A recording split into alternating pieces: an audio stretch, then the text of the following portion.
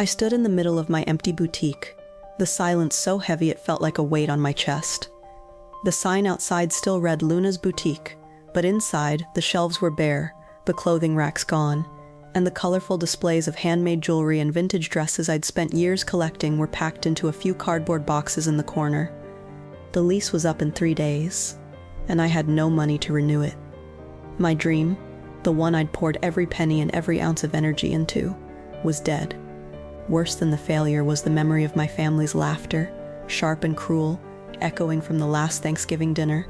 My Uncle Roger's voice was the loudest, his words like knives. 2 years ago I was 23, fresh out of college with a fashion design degree and a fire in my heart. I'd always been the creative one in our family, sketching dresses on napkins as a kid, turning thrift store finds into outfits my friends begged to borrow. My parents supported me in their quiet way, but they were practical people. Dad ran a hardware store. Mom taught 3rd grade, and they couldn't understand why I'd risk everything on a boutique instead of taking a safe job at some department store. Uncle Roger, though, didn't hold back. He owned a chain of auto repair shops, 12 locations across the state, and he never let anyone forget he built it from nothing. At every family gathering, he'd lean back in his chair, whiskey in hand, and lecture me about business.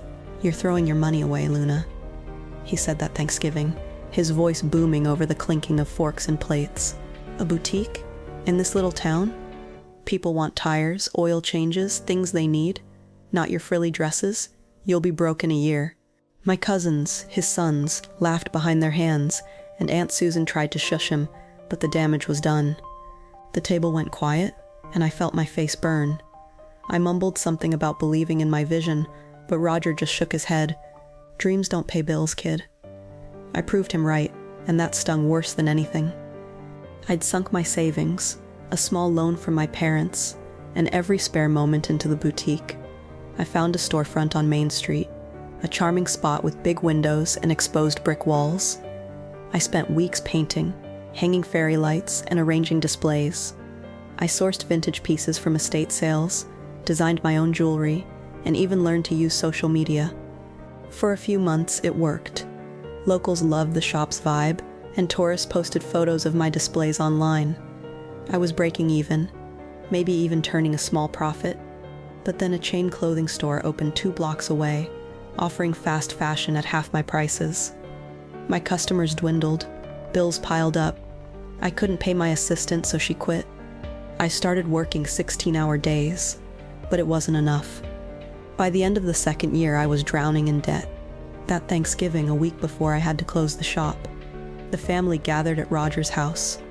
His place was huge, a sprawling 2-story with a pool and a 3-car garage, proof of his success. I didn't want to go, but Mom insisted. "It's family, Luna. You can't hide forever." I sat at the far end of the table picking at my mashed potatoes, hoping to avoid attention. But Roger couldn't resist. "So, Luna," he said, smirking over his wine glass, "how's that boutique doing? Still chasing that dream?" My cousins snickered, and even my parents looked uncomfortable. I tried to laugh it off, saying I was figuring things out. But Roger pressed. "Figuring things out? You're 25 with a failed business. Time to grow up and get a real job." The room erupted in laughter, and I wanted to disappear. I left early, claiming a headache, but really I just couldn't take their pitying looks. Back at the shop, I packed the last of my inventory, my hands shaking as I folded dresses I'd spent hours designing. I kept thinking about Roger's words, his smug grin, the way everyone laughed. I wasn't just angry at him, I was angry at myself. I'd failed, and they'd all seen it coming. But as I taped up the final box, something shifted inside me. I wasn't done. I couldn't let this be the end of my story. I didn't know how, but I was going to prove them wrong. I moved back into my parents' house to save money. It was humiliating, sleeping in my childhood bedroom with its faded pink walls and posters of boy bands. Dad offered me a job at his hardware store, but I couldn't do it. I needed to rebuild, not give up. I spent days researching, scouring the internet for ideas. I stumbled across articles about e-commerce, how people were making millions selling online.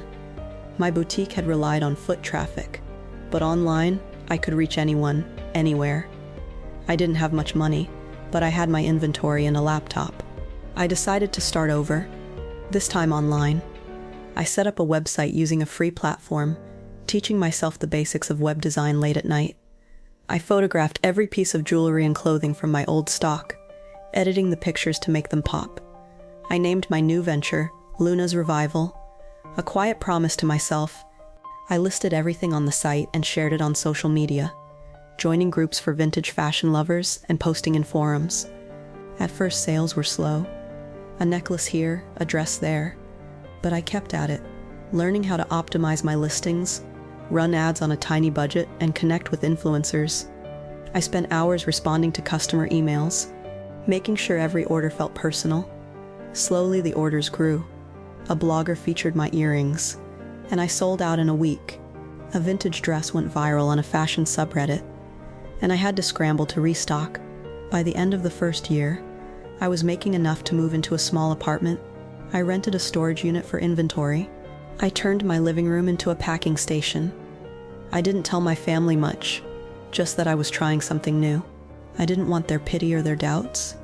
I worked constantly, but it didn't feel like work. It felt like redemption. I started designing again. Simple pieces at first.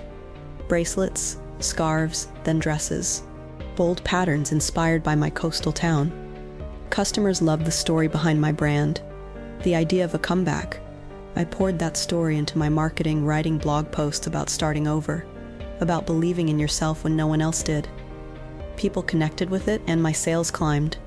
2 years after my boutique closed, Luna's Revival was bringing in 6 figures annually. I hired a part-time assistant to handle shipping and a freelance photographer to improve my product images. I was proud but restless. I wanted more than success. I wanted to prove a point. I hadn't forgotten Roger's laughter or the way my cousins smirked. I hadn't forgotten how small they made me feel. I started thinking bigger. What if I didn't just rebuild my business? What if I could turn the tables completely? I began researching Roger's company, RJ's Auto Repair. He'd always bragged about its growth, but I'd heard whispers at family gatherings. Things weren't as great as he claimed. His shops were struggling to compete with bigger chains offering lower prices. I dug deeper, using public records and industry reports I found online. His company was privately held, but I learned it was heavily in debt, with several locations losing money. Roger was too proud to admit it, but his empire was crumbling. An idea started forming, one so bold it scared me. What if I could buy his company? What if I could become his boss? I didn't have the money for something like that. Not yet. But I had momentum. I expanded Luna's Revival, adding a subscription box for curated vintage finds. It was a hit, bringing in steady revenue. I took out a business loan, using my sales data to secure a good rate. I hired a consultant to help me scale, and soon I was outsourcing production for my original designs to a small factory. My brand was growing fast, faster than I'd ever imagined, and I was saving every penny I could. I didn't know exactly how I'd pull it off, but I was determined to make Roger eat his words. At the next family Thanksgiving, I kept quiet about my success. Roger was as loud as ever, boasting about a new shop he'd opened, though I could tell from his tight smile that things weren't going well. When he asked what I was doing, I shrugged and said, "Just some online stuff." He laughed, same as always. "Still chasing dreams, huh?" I smiled and let him think I was struggling. I didn't need his approval anymore. I had a plan, and I was going to see it through. I spent the next year preparing. I met with a business broker who specialized in acquisitions. She was skeptical at first, a 27-year-old fashion entrepreneur buying an auto repair chain, but I showed her my financials, my growth projections, and my vision. I didn't just want to buy Roger's company. I wanted to turn it around. I'd learned a lot about branding and customer loyalty from Luna's Revival. I could apply those lessons to auto repair, modernizing Roger's shops, improving their online presence, and targeting younger customers. The broker agreed to help me find investors. I pitched to a small venture capital firm, emphasizing my track record and my plan to diversify my portfolio. They were impressed and agreed to back me, provided I could negotiate a good deal. Roger didn't know it, but his company was on the market. He'd hired a firm to quietly seek buyers, probably hoping to cash out before things got worse. I worked through my broker to make an offer, keeping my identity hidden. I didn't want Roger to know it was me until the deal was done. It took months of negotiations, but I had leverage. His company was bleeding money, and I was offering a fair price with a clear plan to save it. In the end, he accepted. I signed the papers in a tiny office, my hands shaking with excitement and nerves. RJ's Auto Repair was mine. I was 30 years old, and I'd just bought my uncle's company. The day I walked into Roger's office, I wore a tailored blazer and one of my own designs, a subtle nod to my journey. He was sitting behind his desk, looking older than I remembered, his hair grayer, his shoulders slumped. He didn't know about the sale yet. The paperwork had been handled through his lawyers. I sat down across from him, my heart pounding. "Roger," I said, keeping my voice steady, "I'm the new owner of RJ's Auto Repair, and I'd like you to stay on as manager." His face went pale, then red. He opened his mouth, closed it, then laughed, like it was a joke. But I slid the contract across the desk, my name at the top. For the first time in my life, Roger had nothing to say. Roger stared at the contract on his desk, his jaw tight, his eyes darting from the paper to me and back again. The office smelled faintly of motor oil and stale coffee, a stark contrast to the bright, airy studio where I ran Luna's Revival. I kept my expression calm, professional, but inside my heart was racing. This was the moment I'd been working toward for years. The moment I'd imagined every time I remembered his laughter at that Thanksgiving table. He leaned back in his chair, trying to regain his usual swagger, but his hands betrayed him, fidgeting with a pen. "You're serious," he finally said, his voice low. "You, Luna, bought my company?" I nodded, keeping my gaze steady. "I did, and I meant what I said. I want you to stay on as manager. You know this business better than anyone." He laughed, but it was hollow, not the booming chuckle I was used to. "This is some kind of prank, right? You're a kid selling dresses online. How the hell did you pull this off?" I could have told him everything about the sleepless nights, the years of learning marketing, the loan, the planning, but I didn't. Not yet. Instead, I said, "I saw an opportunity. Your company was struggling, and I had the resources to step in. I'm not here to gloat, Roger. I'm here to turn things around." His face hardened, and for a moment, I thought he might walk out, but he didn't. He signed the employment contract, muttering under his breath, and I left his office feeling like I'd just climbed a mountain. The next few weeks were a whirlwind. Owning RJ's Auto Repair was nothing like running Luna's Revival. My online business was lean, just me, my assistant, and a few freelancers. Roger's company had 12 locations, over 100 employees, and a tangle of financial problems. I spent days poring over balance sheets, meeting with accountants and visiting shops. Some locations were in decent shape, with loyal customers and skilled mechanics, but others were falling apart, leaky roofs, outdated equipment, and staff who hadn't been trained in years. Roger's management style had been hands-off, relying on his charisma to keep things afloat while ignoring the details. That's where I came in. I started small, one shop at a time. I used the same principles that had worked for Luna's Revival: branding, customer experience, and efficiency. I hired a marketing firm to redesign the logo and website, giving it a modern, approachable look. I introduced loyalty programs, offering discounts to repeat customers, and set up social media accounts to share behind-the-scenes content, like videos of mechanics explaining simple repairs. I remembered how my customers loved the personal touch of my boutique, so I trained the staff to greet every customer by name and follow up after services. Sales started to tick up at the first few locations, but I knew it would take time to fix everything. Working with Roger was the hardest part. He showed up to our weekly meetings with a scowl, answering questions in monosyllables. I'd kept him as manager of the flagship shop, the one he'd started 30 years ago, because I believed his experience was valuable, but he saw it as a demotion. "I built this company," he'd snap when I suggested changes. "You think you know better because you sold earrings online?" I bit my tongue, knowing arguing wouldn't help. Instead, I let the numbers speak. When the flagship shop's revenue increased by 15% after my changes, he started to listen grudgingly. My family had no idea what I'd done. I hadn't told anyone about buying Roger's company, not even my parents. I wanted to wait until the business was stable, until I could show them undeniable proof. But keeping the secret was harder than expected. At a family barbecue that summer, my cousins cornered me by the grill.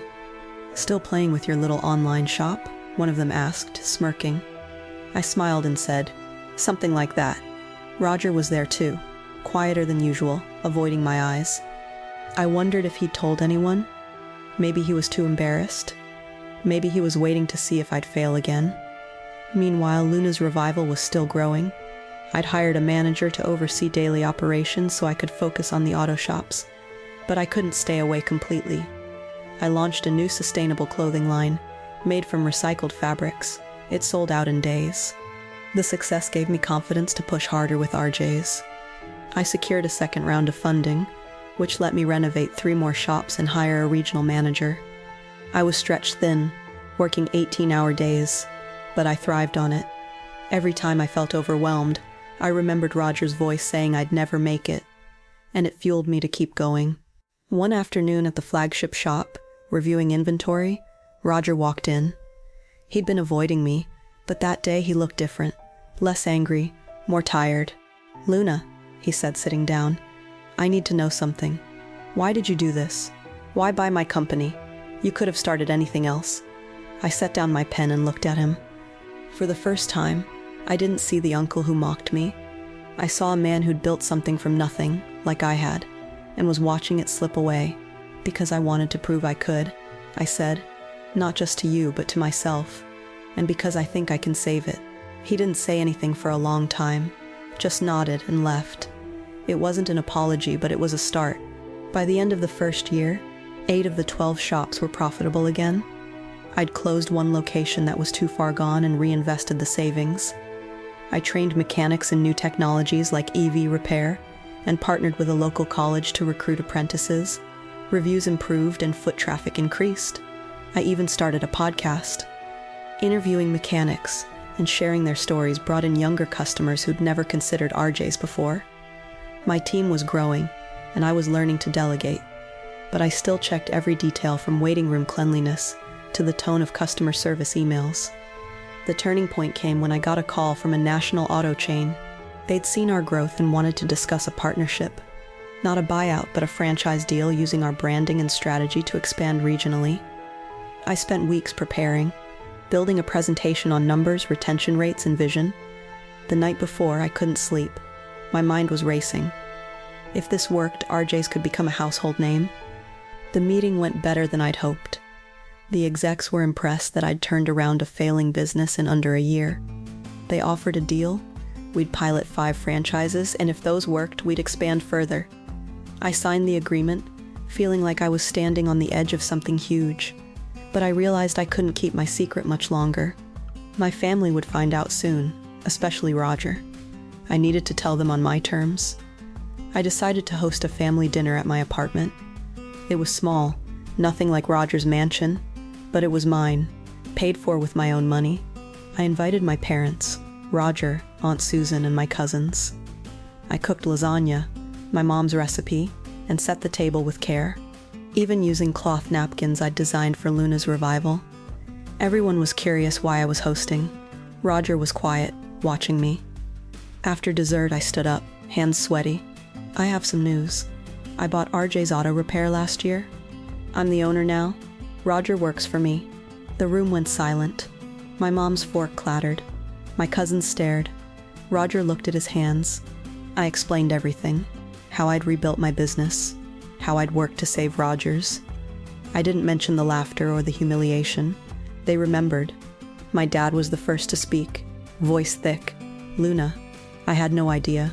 We're so proud of you." My mom hugged me tight. My cousins mumbled congratulations. Roger said nothing, but shook my hand before he left.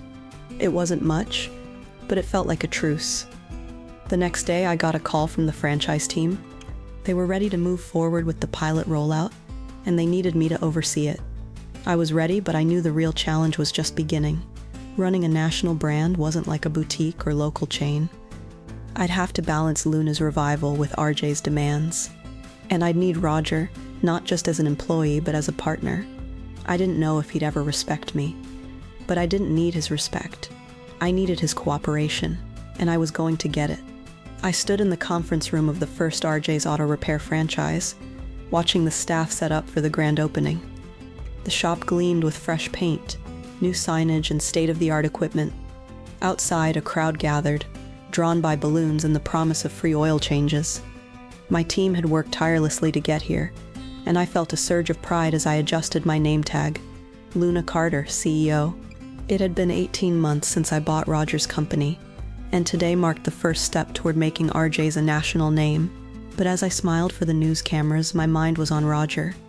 He was somewhere in the crowd, and I didn't know if he'd show support or resentment. The franchise deal had moved faster than I expected, and I'd spent months traveling, training, and refining what RJ's could be. I applied everything I'd learned from Luna's revival. Customer focus, strong branding, and personal touch. Each RJ's shop had a sleek waiting area, free coffee, Wi-Fi, and tablets to browse services. We offered transparent pricing and a booking app, which was a hit with younger drivers. The first location exceeded projections by 20% in its first quarter, and the chain was talking about 10 more. Running two businesses was grueling. Luna's revival was thriving, with my sustainable line gaining traction in national magazines. I'd hired a director, but I couldn't let go. After franchise meetings, I'd sketch designs or read customer feedback. My apartment was a mix of fabric swatches and spreadsheets, a visual reminder of the two worlds I was balancing. I loved the challenge, but some days were hard. Roger remained a wild card. After the dinner where I revealed the buyout, he began showing up with a new attitude. Not exactly friendly, but professional. He followed directives, trained a new staff, and even suggested improvements like partnering with a local tire supplier. Still, there was tension between us, a silent acknowledgement of history. I didn't push him to talk. I figured he'd come around or not. Either way, I needed him. His knowledge of the industry was unmatched, and customers trusted him. I'd watched him charm skeptics into loyal clients, with just a handshake and a story. At the grand opening, I saw him near the refreshment table, chatting with mechanics. He looked out of place in his flannel shirt, among our sleek uniforms, but he was smiling, clapping a young employee on the back. I walked over, and the group went quiet. "Roger," I said, "can I steal you for a minute?" He nodded. We stepped into a quiet corner. "What do you think?" I asked. He looked around, eyes pausing on diagnostic machines, kiosks, and the customer line. "It's different," he said. "Not what I pictured when I started this place. But it's good, real good." It wasn't glowing, but from him, it felt like a win. I took a risk. "I'm promoting you to regional manager," I said. "You'll oversee all pilot shops and help train new franchise owners. I need someone I trust." His eyes widened. For a second, I thought he'd refuse. Then he nodded. "All right, Luna, I'll do it." We shook hands and something shifted between us. Not quite respect, but understanding. In that moment, he wasn't my uncle. He was my employee. The next year blurred with growth. All 5 pilots became profitable, and we signed contracts for 8 more. I hired a COO to handle RJ's operations, giving me space to focus on strategy and Luna's revival. My clothing brand launched a collaboration with a major retailer, and I opened a flagship store, not a boutique, but a sleek space for my designs. I was 32, running 2 successful companies. For the first time, I felt like I'd earned my place at the table. My family's attitude had changed too. At Thanksgiving, there were no jabs or jokes. My cousins asked about my work, genuinely curious. My parents bragged to their friends. Roger stayed quiet, but he told a story about a customer thanking him for fast service. It was the first time I'd heard him talk about RJ's without bitterness. After dinner, he pulled me aside. "Luna," he said, voice rough, "I was wrong about you. Didn't think you had it in you, but you proved me wrong." It wasn't a full apology, but it was close enough. I nodded, not trusting myself to speak. The real test came a year later, when the national chain offered to buy RJ's for a sum that made my head spin enough to fund Luna's revival for decades. The offer could have set me up for life, but accepting meant letting go of something I'd fought to save. I agonized over it for weeks, consulting investors, my COO, and even Roger.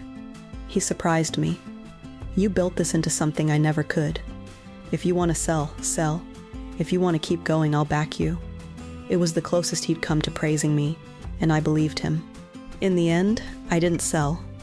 I didn't need the money, and I wasn't ready to let go of the legacy I'd built.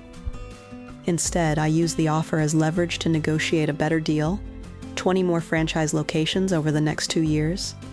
I promoted Roger to VP of Operations and gave him a stake in the company. He showed up to meetings in a suit.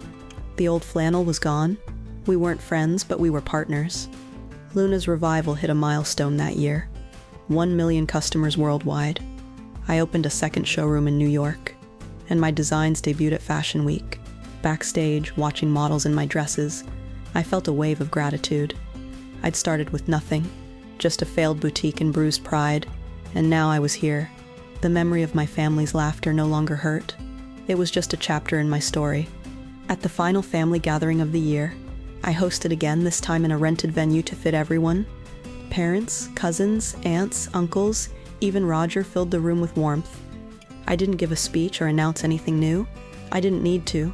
They all knew. Looking around the table, I saw pride in my parents' eyes, curiosity in my cousins, and something like respect in Roger's.